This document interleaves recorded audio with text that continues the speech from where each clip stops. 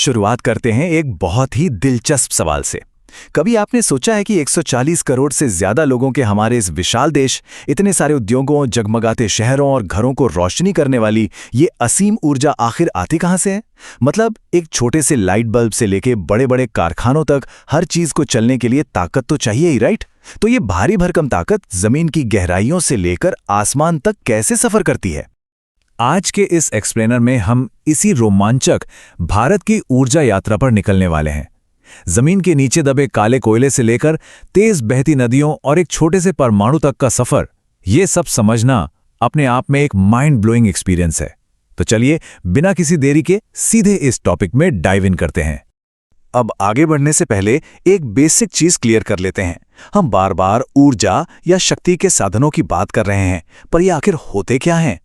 बहुत ही सिंपल शब्दों में कहें तो किसी भी काम को करने के लिए हमें जिस भी सोर्स से पावर या ताकत मिलती है उसे हम एनर्जी रिसोर्स या शक्ति के साधन कहते हैं।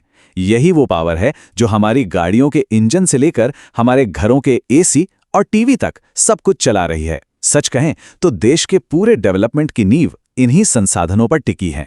अब इन साधनों को हम ब्रॉडली दो हिस्सों में बांट सकते हैं। सबसे पहले बात करते हैं परंपरागत ऊर्जा स्रोतों यानी कन्वेंशनल सोर्सेज की। ये वो खजाने हैं जो सदियों से पृथ्वी के सीने में दबे हुए हैं। आपको जानकर हैरानी होगी कि ये बनते कैसे हैं। करोड़ों साल पहले बड़े बड़े पेड़ पौधे और जीव जंतु गहरे दलदलों में दब गए थे।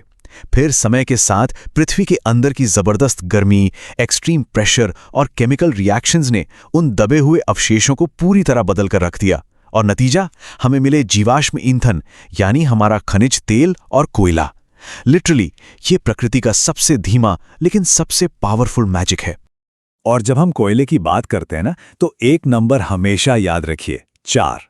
भारत में मुख्य रूप से 4 तरह का कोयला मिलता है: पीट, लिग्नाइट, बिट्यूमिनस और एंथ्रेसाइट। झारखंड, छत्तीसगढ़, पश्चिम बंगाल और मध्य प्रदेश जैसे राज्य इस कोयले के बहुत बड़े पावर हाउस हैं। क्वालिटी अलग अलग हो सकती है, लेकिन देश की इकोनॉमी को दौड़ाने में इनका रोल बहुत बड़ा है। कोयले के साथ साथ खनिज तेल यानी पेट्रोलियम और प्राकृतिक गैस भी इसी कन्वेंशनल कैटेगरी में आते हैं।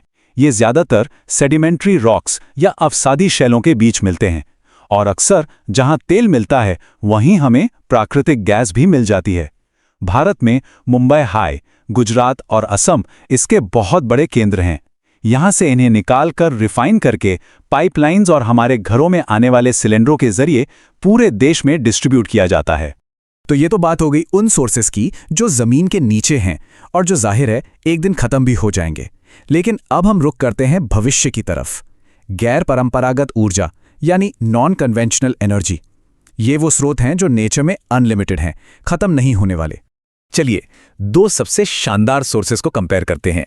एक है जल ऊर्जा यानी हाइड्रो पावर, जहां पहाड़ी इलाकों में नदियों पर बड़े बड़े बांध बनाकर तेजी से गिरते पानी की ताकत से बिजली बनाई जाती है। और दूसरी तरफ है हमारी सौर ऊर्जा या सोलर पावर, सूरज से सीधे मिलने वाली एकदम क्लीन और ग्रीन एनर्जी। एक पानी की जबरदस्त ताकत का यूज कर रहा है तो दूसरा सूरज की असीम किरणों का। और जब क्लीन और ग्रीन एनर्जी की बात चली रही है तो हम हवा की ताकत को कैसे भूल सकते हैं। आपको पता है, पवन ऊर्जा या विंड एनर्जी के मामले में पूरे भारत में तमिलनाडु सबसे आगे है। बड़े बड़े विंडमिल्स के जरिए तमिलनाडु हवा की इस नेचुरल स्पीड को एक सुपर पावरफुल एनर्जी सोर्स में बदल रहा है।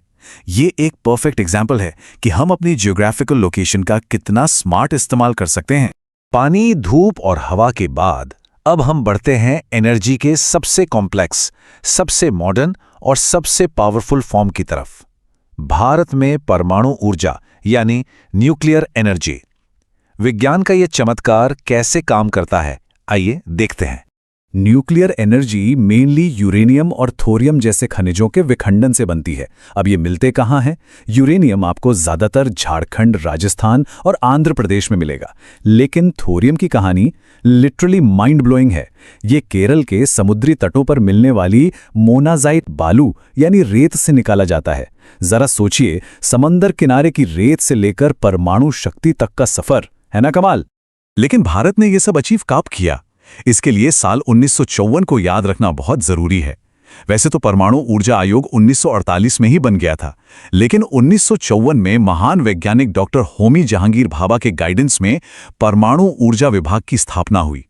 यहीं से भारत की न्यूक्लियर रिसर्च और विजन को एक नई और तेज उड़ान मिली।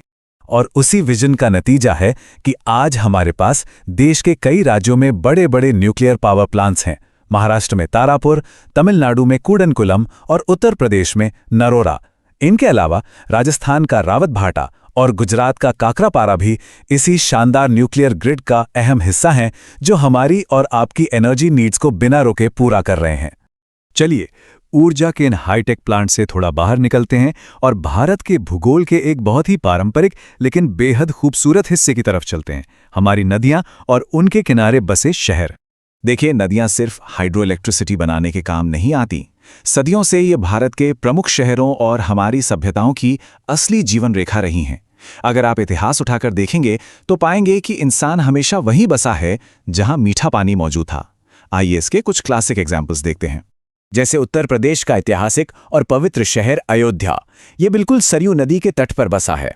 वहीं अगर आप ईस्ट में जाएं तो पश्चिम बंगाल का इतना बड़ा इंडस्ट्रियल और कल्चरल हब कोलकाता, ये हुगली नदी के किनारे बसा है। ये नदियां सिर्फ पानी नहीं देती, ये इन शहरों की आत्मा हैं, इनकी पहचान है। इसके दो और बेहतरीन एग्जाम्पल्स लेते हैं। गुजरात का अहमदाबाद साबरमती नदी के किनारे बसा है, जहां से हमारे इतिहास के कई बड़े आंदोलन जुड़े हैं।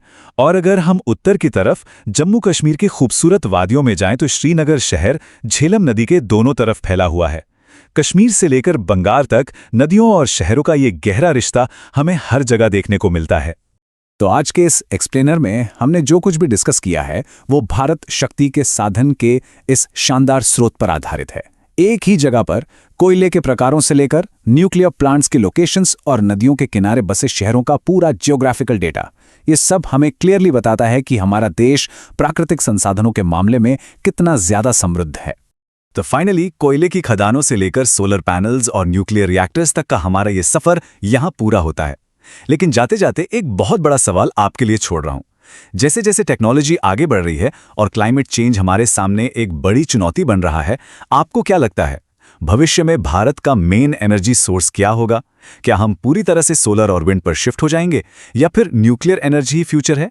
इस बारे में जरूर सोचिएगा। आज के इस एक्सप्लेनर में बस इतना ही।